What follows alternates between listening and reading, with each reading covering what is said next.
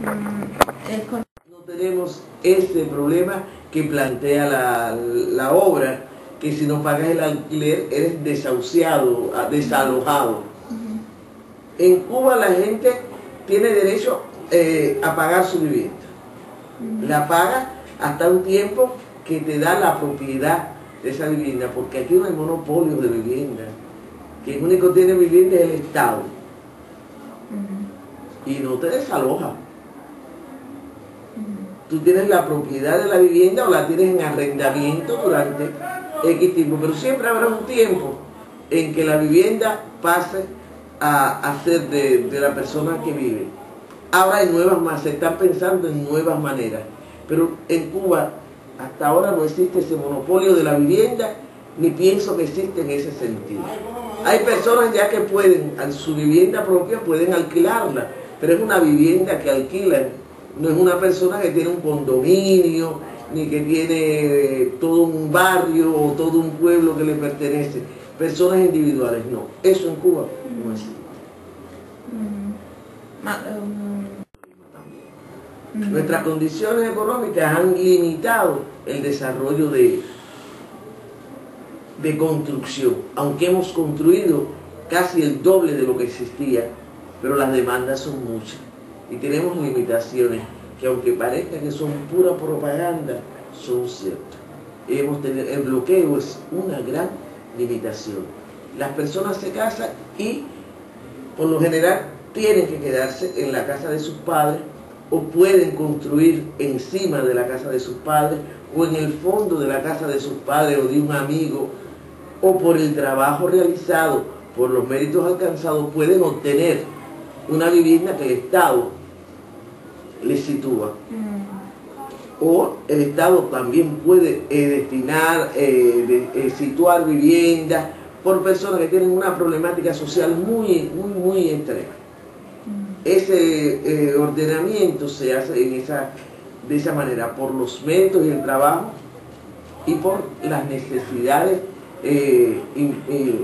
imperiosas. Ahí se obtiene una vivienda. Ahora está ya hace un tiempo, los terrenos que están sin utilizar se pueden destinar a personas que además por recursos propios, con su dinero, comprando los materiales al Estado, pueden hacerse una vivienda. Pero nunca podré hacer un edificio habitacional para alquilar. Una vivienda para mí, para los familiares.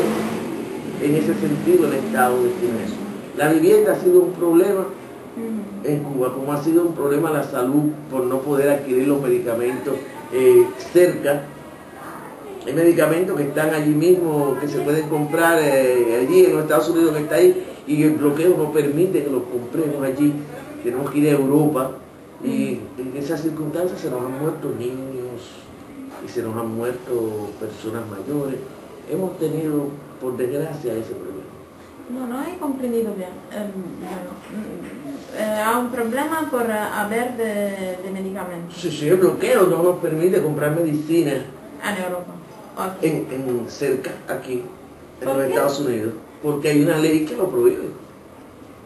No, yo necesito un medicamento y no puedo comprarlo. No se lo pueden vender a Cuba. Si hay una empresa que le vende un medicamento a Cuba que tiene un componente norteamericano, los Estados Unidos pueden demandar a ese país y multarlo de manera millonaria por venderle a Cuba ese medicamento. Ese es el bloqueo.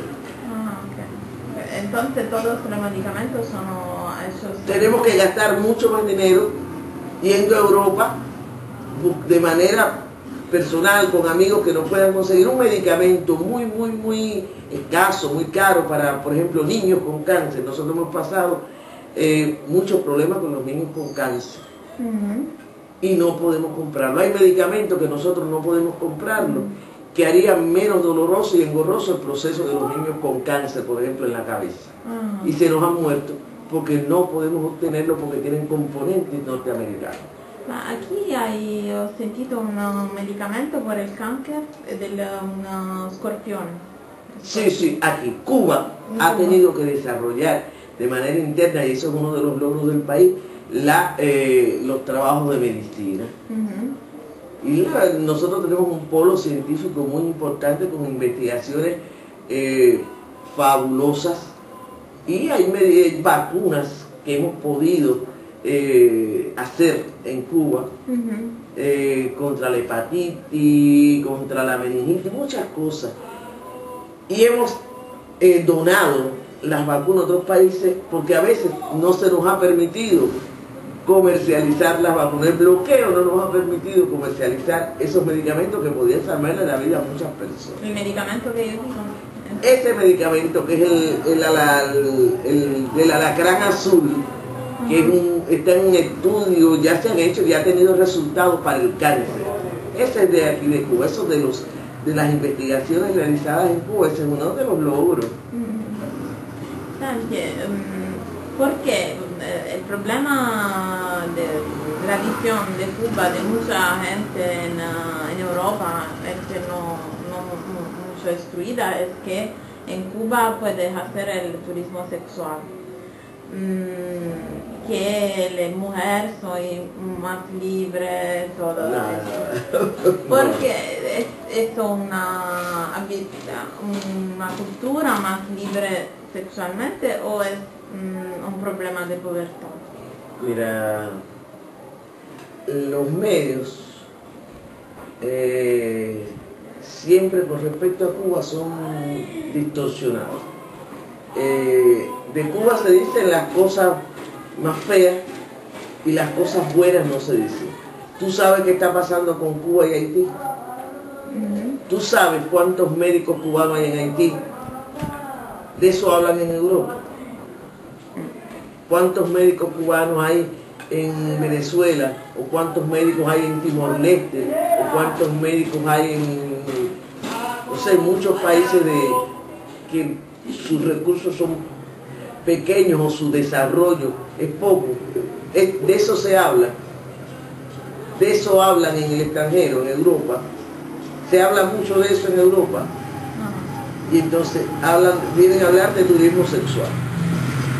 ¿Y qué más importante? Hablar de la cooperación de salud, de la ayuda de salud que Cuba da al mundo, o hablar de turismo sexual.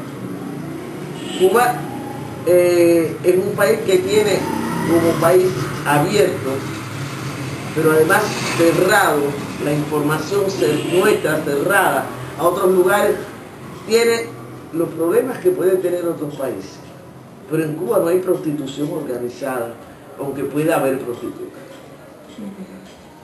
No hay zonas de prostitución como hay en muchos países, que no quiere decir que haya problemas en ese sentido, que haya mujeres que decidan vender su cuerpo, pero no es un problema, no es el problema grande de Cuba.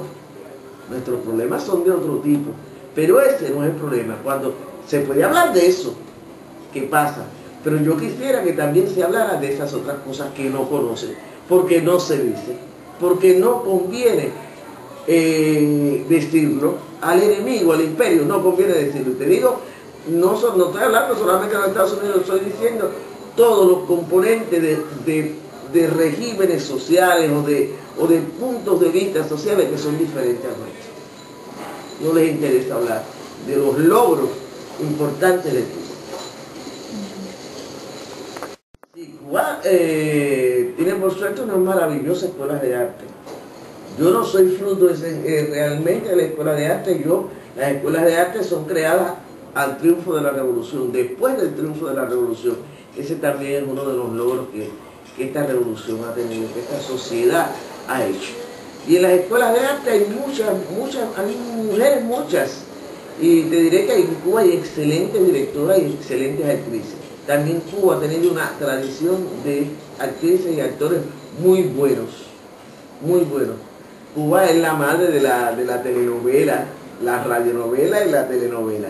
Pero bueno, te pudiera hablar de personas como Flora Lauten, Herminia Sánchez, Raquel Revuelta, Raquel Carrió, Antonia Fernández y Santiago de Cuesta, Nora Hansen, que ahora bueno está en La Habana trabajando, pero está como directora. La otra directora aquí soy yo en Santiago, pero te encuentras en el país muchas directoras. Miriam Muñoz está en Matanza y por ahí. Es un universo bastante grande porque nuestras escuelas de arte dan esa posibilidad y esa formación. Y nuestras mujeres, sí es verdad que tienen la posibilidad de desenvolverse mejor. Y han logrado un espacio. Nelda Castillo es otra de las mujeres creadoras. Por ahí va el mundo del teatro en este país.